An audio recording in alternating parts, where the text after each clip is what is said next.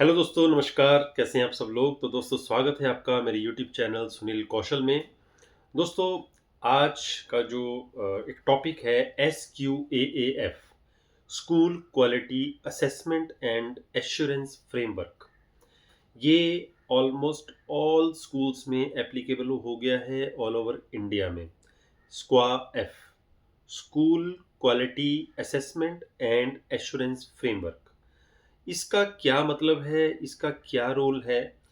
It is a set of standards and best practices. जैसे कि दोस्तों, जिस इसके शब्दों से पता लग जाता है स्कूल क्वालिटी। अब स्कूल क्वालिटी का क्या मतलब है? आप एक स्कूल जो होता है, जैसे हमारा शरीर है, ये हमारा सिर है, हमारे बाजू हैं, टांगे हैं, उसी तरह से एक स्कूल की जो पूरा एडमिनिस्ट्रेशन होता है एक प्रिंसिपल के हाथ में होता है। उसके नीचे वाइस प्रिंसिपल या कोऑर्डिनेटर्स और उसके बाद सारे के सारे टीचर्स। लेकिन टीचर्स भी सीनियर सेकेंडरी की एक ब्रांच हो गई, मिडिल की एक ब्रांच होगी, प्राइमरी की एक ब्रांच होगी और प्री प्राइमरी की एक ब्रांच होगी। जो प्री प्राइमरी टीचर्स हैं वहाँ से ही बच्चे की जो एजुकेशन, मोरल वैल्यूज़, उनकी ज़िंदगी की सारी जो चीज़ें हैं सीखने की, प्री प्राइमरी से शुरू हो जाती हैं। वहाँ से वो बच्चे एंटर करते हैं फिर प्राइमरी विंग में। तो प्राइमरी टीचर्स के पास वो बच्चे आ जाते हैं। प्री प्राइमरी वालों ने अपना काम कर दिया, फिर प्राइमरी वालों के पास वो बच्चे आ जाते हैं। प्राइमरी वालों ने अपना काम कर दिया, math, science, English, SST, whatever the subject is. उसके साथ साथ जो जो मोरल वैल्यूज़ हैं, संस्कार हैं, ये सारी की सारी बातें जो होती हैं प्राइमरी लेवल के टीचर्स पे बहुत ज़्यादा डिपेंड करती हैं। उसके बाद वो बच्चे वहाँ तक काफ़ी हद तक एक मैच्योरिटी लेवल पे आ जाते हैं और मिडल सेक्शन में मतलब सिक्स्थ ऑनवर्ड चले जाते हैं। सिक्स्थ ऑनवर्ड जो टीचर होते हैं, उसके साथ साथ सिक्स क्लास से ऊपर वाला जो सिलेबस होता है वो प्राइमरी सिलेबस से बहुत डिफरेंट होता है, हैवी होता है, ऐसे कह सकते हैं। तो वो बच्चे टीचर्स, मिडिल स्कूल टीचर्स के पास चले जाते हैं।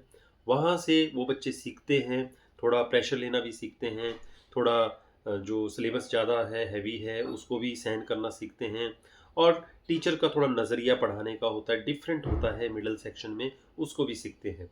फिर सेकेंडरी और सीनियर सेकेंडरी में वो एंटर हो जाते हैं, फिर अगले टीचर्स के पास चले जाते हैं।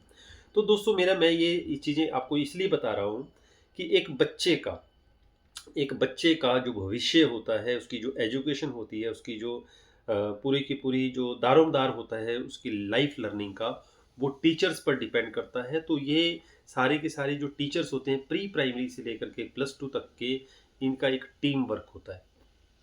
एक बच्चे का भविष्य इन सारे सेक्शन के टीचर्स पर निर्भर करता है। ओके, कई बार बच्चा 5वीं क्लास तक बहुत अच्छा होता है, 6th क्लास में धीरे धीरे धीरे, 7th में धीरे धीरे, 8th में बोलते हैं ये तो यार बहुत, हमारा बच्चा तो फर्स्ट आता था, ये बच्चा मेरा वीक क्यों हो गया? किसी हद तक ये जिम्मेदारी टीचर्स पर भी आ जाती है, क्वेश्चन मार्क आ जाता है कि मेरा बच्चा पहले बहुत अच्छा था, ऐसा क्यों हो गया? तो दोस्तों, इसी का नाम है क्वालिटी। तो स्कूल क्वालिटी का मतलब ही क्वालिटी ऑफ एजुकेशन है। बच्चे कितने किस लेवल तक जा रहे हैं। आजकल इंग्लिश मीडियम स्कूल्स हैं 99%, और हमारी मातृभाषा भी उतनी ही इम्पोर्टेंट है। तो बच्चे क्या इंग्लिश मीडियम स्कूल में इंग्लिश बोल पा रहे हैं? उनकी वे ऑफ टॉकिंग कैसी है? उनकी बॉडी लैंग्वेज कैसी है? जैसी बॉडी लैंग्वेज टीचर सिखाएगा, वैसा ही बच्चा उसको अडॉप्ट करेगा। जैसी क्वालिटी ऑफ एजुकेशन मतलब एकेडमिक लेवल पे टीचर पढ़ाएगा, वैसा बच्चा अडॉप्ट करेगा। जैसी मोरल वैल्यूज़ टीचर पढ़ाएगा, समझाएगा, वैसा बच्चा उसको अडॉप्ट करेगा। तो जितनी अच्छे तरीके से हम इस चीज़ को डिलीवर करेंगे, उतने अच्छे तरीके से बच्चा इसको अडॉप्ट करेगा। तो क्वालिटी जो सारी की सारी है स्कूल की, वो डिपेंड करती है टीचर्स पे सबसे पहले। अगर हमारा शरीर में, पेट में कोई खराबी आ जाती है तो हम गोली खाते हैं, ठीक है? हमारे हाथ में दर्द होती है, दवाई खा लेते हैं। लेकिन उसका सारा का सारा असर हमारे दिमाग से चल रहा होता है कि मुझे दर्द हो रही है, मुझे ये हो रहा है। तो सारी की सारी जो ज़िम्मेदारी आती है, वो स्कूल के प्रिंसिपल तक पहुँच जाती है। क्योंकि मोस्ट ऑफ द पेरेंट्स या मैनेजमेंट जो है क्वेश्चन मार्क किस पे लगाएँगे? प्रिंसिपल पे लगाएंगे। तो principal head of the department होता है, जो सारे डिपार्टमेंट को, पूरे स्कूल को देखता है। उनकी जिम्मेदारियां कई तरह की बन जाती हैं। टीचर्स के लिए टीचर्स को भी एक गाइडेंस एंड काउंसलिंग के साथ उनकी क्वालिटी कैसी होनी चाहिए उस पर वो प्रेशर रहता है।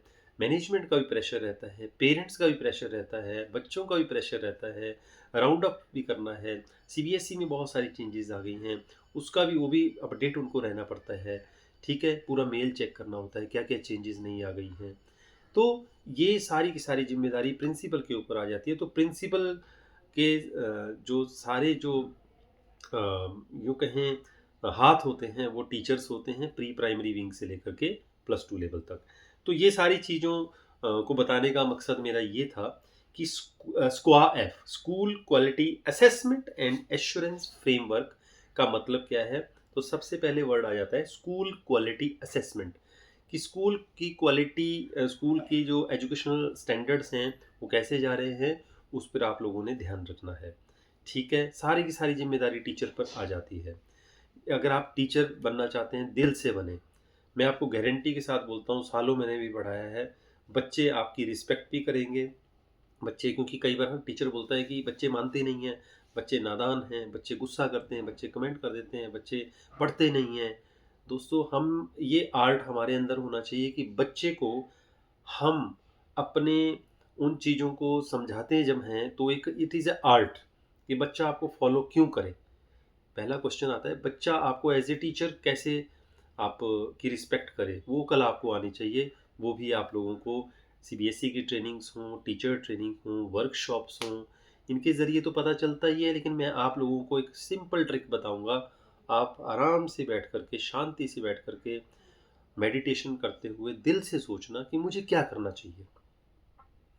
अपने आप आइडियाज़ दिमाग में आएंगे और उनको लिख लीजिए, उनको अप्लाई कीजिए। बच्चों को, अपना बच्चा अपने भाई बहन समझ के पढ़ाइए। बच्चा आपकी रिस्पेक्ट करना शुरू करेगा। पढ़ाने से पहले बच्चों को मोरल वैल्यूज़, कुछ उनकी ज़िंदगी के बारे में, अपने बारे में, अपनी अपनी अपने स्टूडेंट लाइफ के बारे में डिस्कस कीजिए। बच्चे कनेक्ट होना शुरू हो जाएंगे और पढ़ना भी आपके पास शुरू कर लेंगे।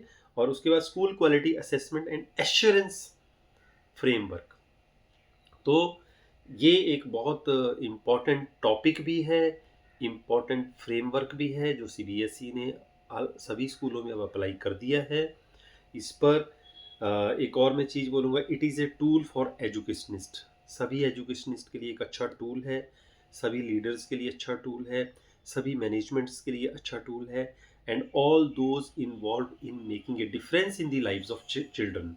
जो चाहते हैं कि बच्चों की ज़िंदगी में बदलाव आए, उनके लिए एक बहुत बहुत अच्छा टूल है।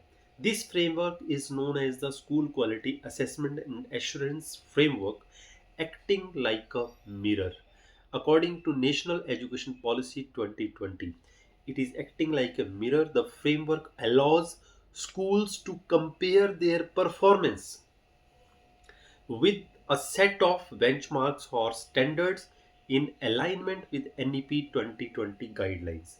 नेशनल एजुकेशन पॉलिसी में बहुत सारी गाइडलाइंस लिखी गई हैं। तो ये जो फ्रेमवर्क है, इसके आधार पे जब आप काम करोगे, इसके बेसिस पे जब आप काम करोगे, तो जितनी भी काफ़ी हद तक जो नेशनल एजुकेशन पॉलिसी में चीज़ें लिखी गई हैं, लगभग लगभग इसमें कवर हो जाती हैं। तो इसको अच्छी तरह से स्टडी करें, SQAAF। ओके दोस्तों, और इसको मैं सभी टीचर्स को, सभी प्रिंसिपल्स को, सभी एजुकेशनिस्ट को, सभी लीडर्स को ये ज़रूर कहना चाहूँगा, हम एजुकेशन में हैं, हमें नॉलेज होना बहुत ज़रूरी है। ठीक है, मैं भी स्टडी कर रहा हूँ, ऐसा नहीं है कि मुझे बिल्कुल कंप्लीट नॉलेज हो गई थी, लेकिन मैंने इनको जब स्टडी किया, क्योंकि ये these are the important tools which has been implemented in the schools by the CBSE और नेशनल एजुकेशन पॉलिसी। तो हमें आज नहीं पता लगेगा तो कल तो पता होना चाहिए, और जब कल पता होना चाहिए वर्ड आएगा तो प्रेशर पड़ जाएगा टीचर्स पे, लीडर्स पे। इसलिए इसको आराम से बैठ करके स्टडी करें, स्क्वा एफ। तो इसके जितने भी आपको इम्पोर्टेंट टूल्स नज़र आते हैं, इम्पोर्टेंट बातें नज़र आती हैं, आप गूगल करके देख सकते हैं, आप यूट्यूब के ज़रिए देख सकते हैं, आप सीबीएसई के वेबसाइट पे जा करके भी इसको देख सकते हैं। उसके नोट्स बना के रखिए। वन टाइम, जैसे बोलते हैं ना, वन टाइम इन्वेस्टमेंट है। बस एक बार इसको अच्छी तरीके से स्टडी आपने कर लिया, आपके जहन में ये अच्छी तरह से बस जाएगा। स्क्वा एफ फिर आपको किसी भी इवेंट में, किसी भी कॉन्फ्रेंस में, किसी भी वर्कशॉप में, किसी भी ट्रेनिंग में, किसी भी एजुकेशनिस्ट और लीडर्स के सामने स्क्वा एफ के बारे में अगर कोई प्रेजेंटेशन देनी होगी, तो ज़रूरी नहीं है कि सिर्फ पीपीटी के थ्रू ही आप बता पाओगे, आपके जहन में होगी, आप बेटर तरीके से इसको प्रेजेंट कर पाओगे और अपने स्कूलों में भी इम्प्लीमेंट कर पाओगे। इससे एक फ़ायदा और होगा, जितने आपको इसकी स्टडी कर लोगे, जितनी ज़्यादा आपको इसकी नॉलेज हो जाएगी, उससे क्वालिटी ऑफ एजुकेशन अगर इम्प्रूव करते हो स्कूल में हो जाती है, उससे सोसाइटी में आपका भी नाम जाता है, पेरेंट्स में आपका भी नाम जाता है। हर पेरेंट बोलते हैं ये टीचर बहुत अच्छे हैं, ये प्रिंसिपल बहुत अच्छे हैं, तो मैनेजमेंट इज़ ऑल्सो हैप्पी, उनके पास ऑटोमेटिकली फीडबैक चला जाता है। तो इस तरह से बच्चों की ज़िंदगी भी इम्प्रूव होगी और सोसाइटी भी हमारी बेटर होगी। तो ये था आज स्क्वा एफ के बारे में। अगर कोई कमेंट होगा ज़रूर कमेंट बॉक्स में ज़रूर लिखें। अगर आप चाहते हैं इससे भी ज़्यादा मैं आप लोगों को कुछ एक्सप्लेन करूं, तो मैं उसके बारे में भी आपके लिए एक वीडियो यहाँ पे ला सकता हूँ। बाकी मेरा एक नंबर है, उस पर व्हाट्सएप कर सकते हैं 9888506245। इस पे अगर आप व्हाट्सएप करते हैं तो हमारी एक ऑनलाइन ट्रेनिंग भी अब चल रही हैं, इस पर मेरे साथ बहुत अच्छे अच्छे लोग जुड़े हुए हैं, बहुत अच्छे प्रिंसिपल जुड़े हुए हैं जो ये ट्रेनिंग कर रहे हैं। तो आपको खासकर जो टीचर्स हैं उनके लिए एक बड़ी अच्छी अपॉर्चुनिटी रहेगी सीखने के लिए। और 21st सेंचुरी की जब हम बात करते हैं तो अब हम 2024 में आ चुके हैं। तो ये 4 साल हो गए नेशनल एजुकेशन पॉलिसी को बने हुए। अब तो टीचर्स को पर्सनली इस चीज़ को सीख लेना चाहिए कि क्या इन चीज़ों का महत्व होता है। तो दोस्तों नमस्कार, और अगर वीडियो अच्छा लगा प्लीज़ लाइक ज़रूर कीजिएगा और चैनल को सब्सक्राइब करना ना भूलें। टीचर्स तक ये इन्फॉर्मेशन ज़रूर पहुंचाया करें। और लगातार मैं अब आप लोगों के लिए सीबीएसई की जितनी भी अपडेट्स हैं वो भी मैं जॉब्स के बारे में तो बताता रहता हूँ साथ में यहाँ पे, ताकि आप लोगों को हेल्प मिले, आपको अच्छे स्कूलों में नौकरियाँ मिलें। ठीक है, ये हमने काफ़ी हेल्प 3-4 साल में बहुत मेहनत की है और सैकड़ों लोगों की जॉब्स भी लगी हैं। लेकिन बहुत डिमांड थी कि सर हमें अपडेट्स भी दीजिए, तो मैंने यूट्यूब चैनल का माध्यम से बताना ठीक समझा कि सबको इसका फ़ायदा मिल सकेगा। क्या क्या किस तरह की आपको और ज़रूरत है, नॉलेज की ज़रूरत है, कमेंट बॉक्स में अगर आप लिखेंगे तो मुझे थोड़ा अंदाज़ा हो जाएगा। उस पर भी मैं आप लोगों को वीडियो के ज़रिए यहाँ बताता रहूँगा। और मेरी तरफ से आप सबको शुभकामनाएं, बेस्ट ऑफ लक। मस्त रहें, स्वस्थ रहें, खुश रहें, खुशी खुशी काम करें, मायूस होकर के काम ना करें, बिल्कुल स्माइलिंग फेस के साथ काम करें ताकि बच्चे भी आपको फिर बड़े स्माइलिंग वे से देखें, सीरियस होके नहीं। All the best, thank you very much.